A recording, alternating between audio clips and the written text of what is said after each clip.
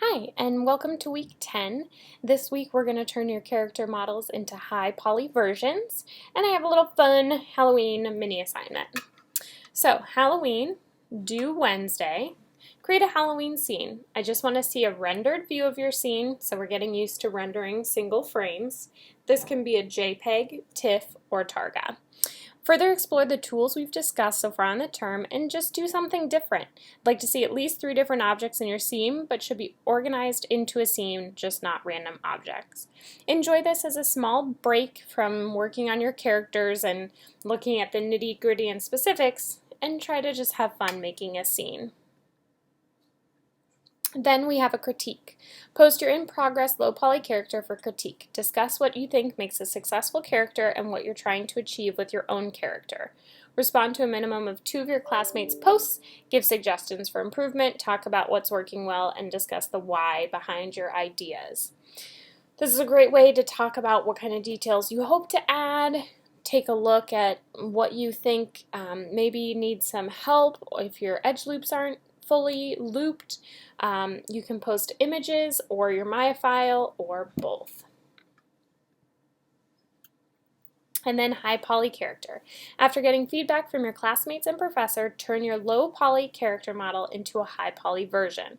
You want to add details. Think about facial details, clothing, hair, etc.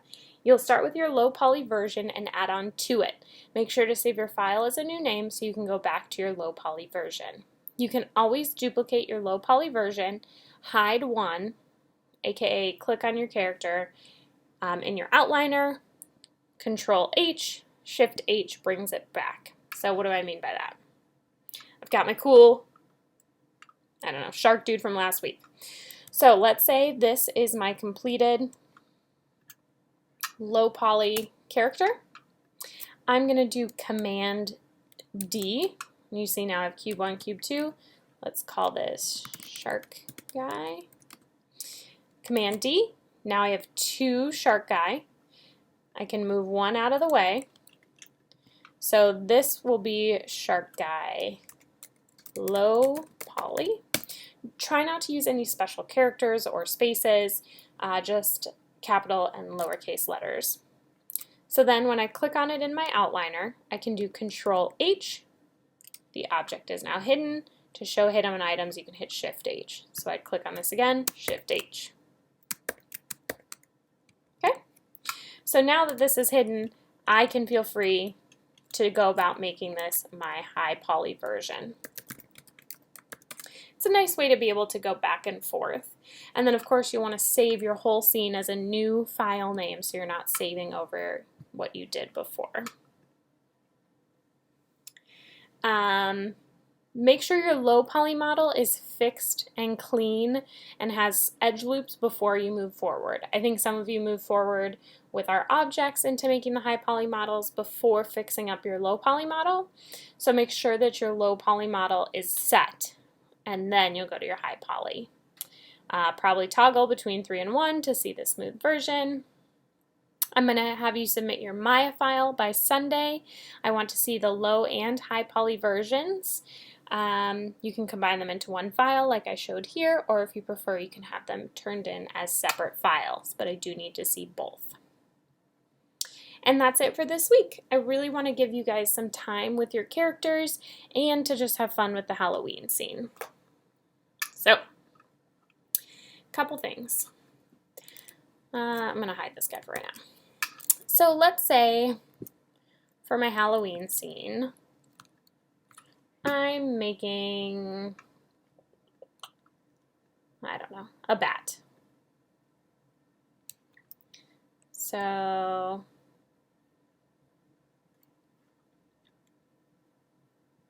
we'll just do something like this. Let's say I'll just go into face mode.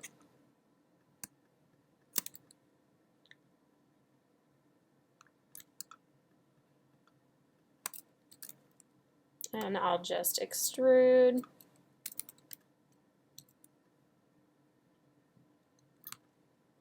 Okay, so weird low poly bat. Anyway, beside the point. I've got my bat. Let's say I want to have several of these in the sky. Well, I can do Command D, which is again to duplicate, and I can get them this way. There are a couple other options. We have under Edit what's called Duplicate Special. So what Duplicate Special does is it allows us to work at an object mode or a sub-object. So just like we did the Symmetrize, we can also duplicate special to bring back parts of our model. Let me look at a top view to save some time here. So if I have half of my model, I can go into object mode. Let's look at a front view. If my object is nicely lined up at the 0, 0, 0 axis, I can go to Duplicate Special, so Edit, Duplicate Special, and hit the option box. And then here you'll see Translate, Rotate, and Scale. Well, I don't want to move this. I want to duplicate this side and bring it to the other side. So I'm actually going to scale in X. We have X, Y, and Z at -1. Duplicate Special. Now I have both sides, but the issue is these are two separate shapes. So I'm going to have to click them both, Mesh, Combine, and then you'll notice vertice-wise, I have 4 at this one spot because it's seeing right behind it, but I have 2 overlapped in each vertice section along the seam. So you'd have to merge those to center. So I would use some of the other tools like Symmetrize or even mirroring before you do Duplicate Special, but sometimes you don't have any other choice. Sometimes the tools just don't work well. Duplicate Special will always actually do it for you. Let me get my whole object back. All right. So what about on the object level? Let's say I have this. What I can do is go to Duplicate Special, hit the option box. I don't want to scale, but let's say I translate, let's do 3 in X, 5 in Y, and 4 in Z. These are just random unit numbers, but look what happens. I get over and up. Edit, Duplicate Special.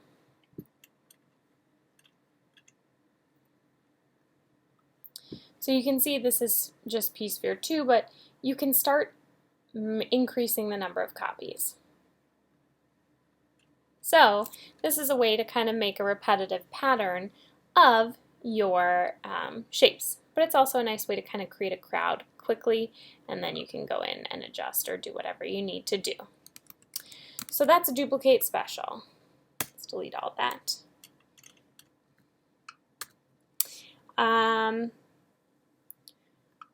We also have mirror. So this allows you to copy and you tell it which axis you want to mirror in. If we look at this, we can see across the front is X, up and down is Y, and towards us and away from us are Z. Then you can combine with the original and merge those border vertices. Okay, so I guess let me actually show you. We'll delete all of these besides my original bat. So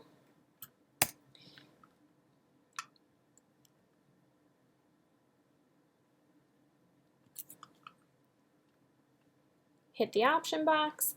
I'm going in X. We're going to leave all these. I'm going to go into Object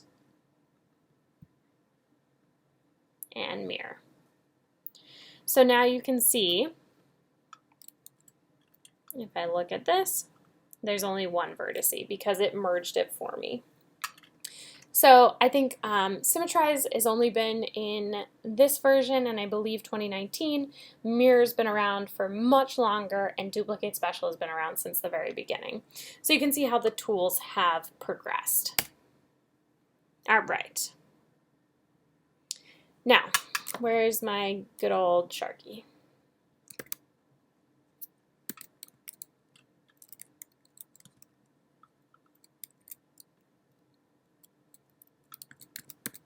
And again, I'm hitting F to get it centered in the frame.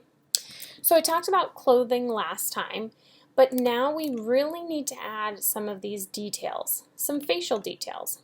So this is where it gets a little bit more tricky, but you can have fun with it. So I'm going to insert edge loops because I'm going to start thinking about my eyes.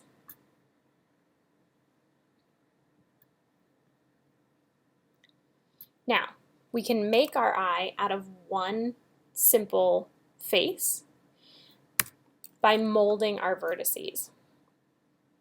Now, it depends on how cartoony yours are or what you're dealing with, but a lot of times you're going to want, I'm just going to do one more here and one more here. So now I can go into vertex mode and I'm going to start to shape out my eyes.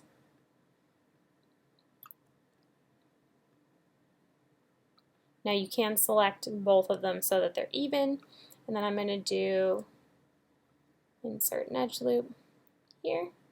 Now you can see how we're already getting pretty high poly from where I was before, but that's okay. We're making a high poly model, and these edges that we're inserting, hopefully we'll be able to use them further down in our model.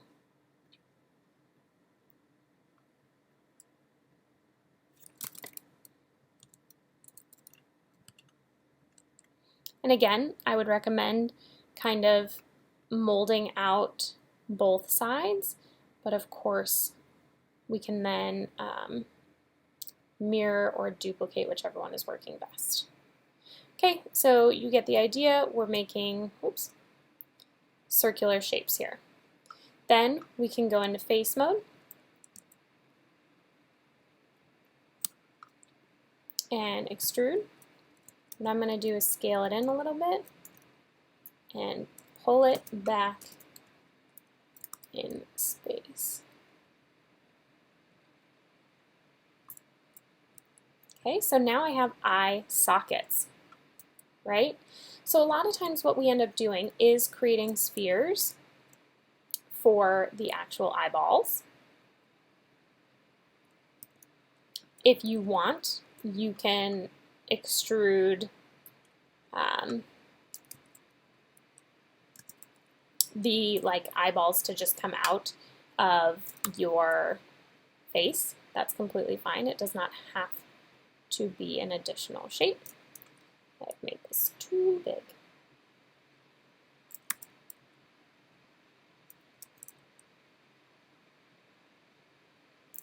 And you'll want to make sure it's actually in the face.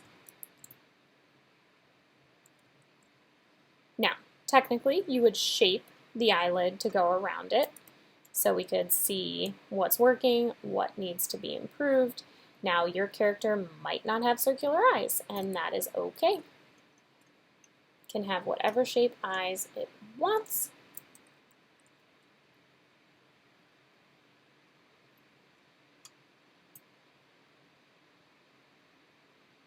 And you can decide how far out you want it to be.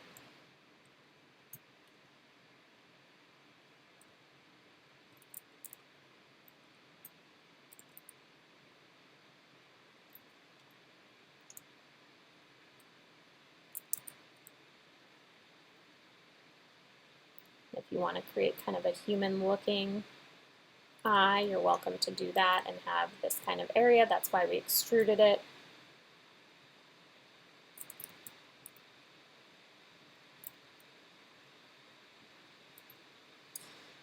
But you get the point.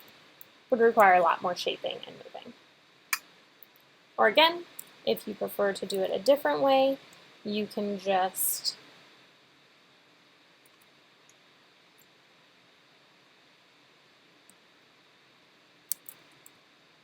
extrude these faces outward and maybe grab that center vertex and pull it forward.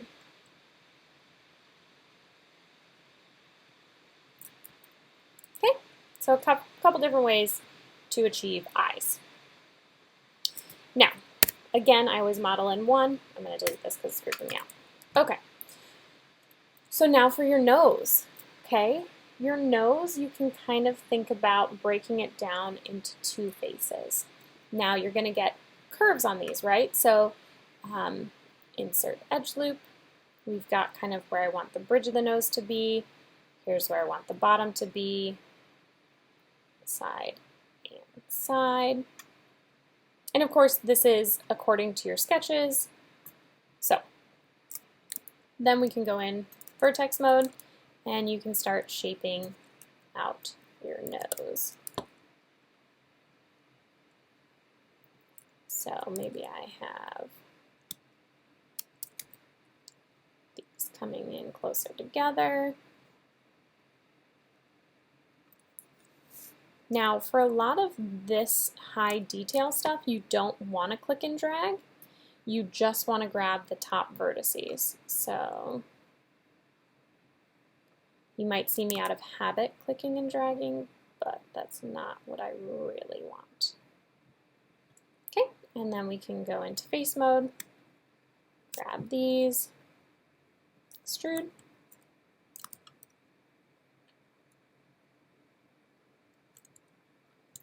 And I can actually bring these vertices that are at the top back in. Okay, so we're following edge flow as well, right? We want round around the eyes, round around the mouth, and then carry them up and around to the top here. But again, it's going to depend on your character.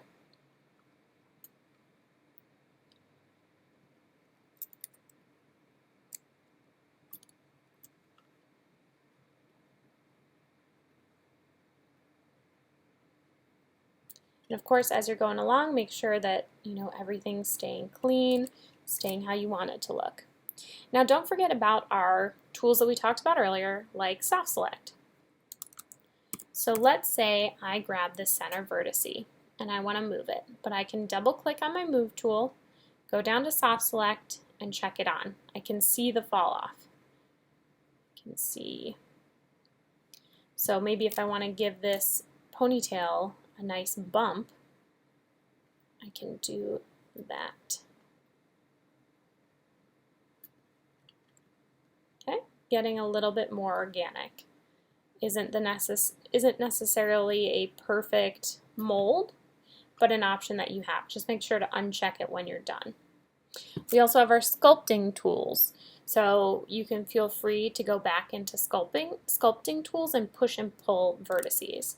I would recommend doing that kind of last. I would do most of these things by hand before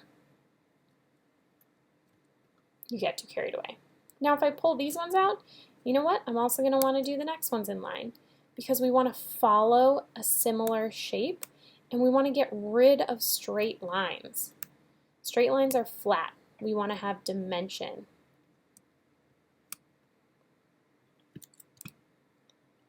Give some curve.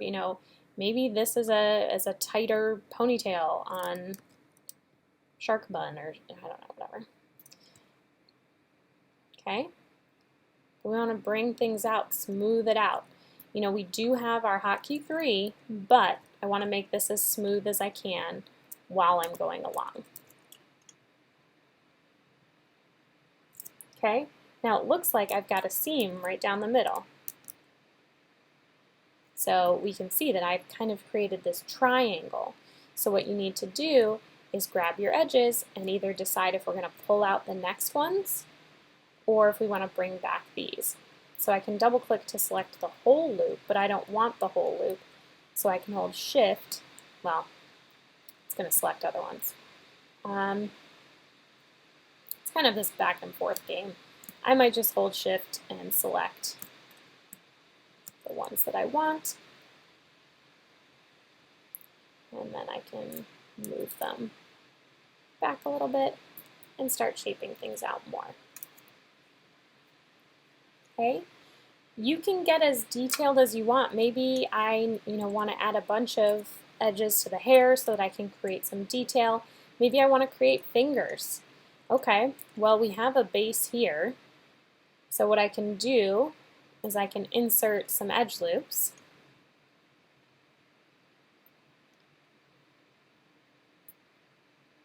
To cut my fingers. Sounds weird, and then you can extrude these out. Maybe I need to delete these faces so that I can extrude from closer together and make them separate. So how do I close a gap? Bridge. I know you're all saying that. So grabbing equal number of edges, which I know this is equal, and then bridge, and then I need to add just one division. Bit of a pain, but I have to go into vertices and merge to center, and then just make sure it's all clean everywhere else. I'll do hotkey G to redo my last action. So then you can space these out. You can extrude the fingers just like I did the legs earlier. So you can see there's a lot of opportunity. And now that I've added all of this detail in the chest, I need to start molding those vertices. Maybe I want to start adding, the clothing detail. But again, try to get away from these straight lines. So think about pectoral muscles, think about ab muscles and how they're going to come in and go back out. So it's a lot of molding inside as well as outside. So every time you're inserting an edge loop, maybe it's for the face, we need to go down and actually move the vertices that were part of that edge loop to fit our entire model. Okay? So a lot of possibilities. Hope you're excited about using them and creating. Let me know if you have any questions along the way, and I look forward to seeing these characters.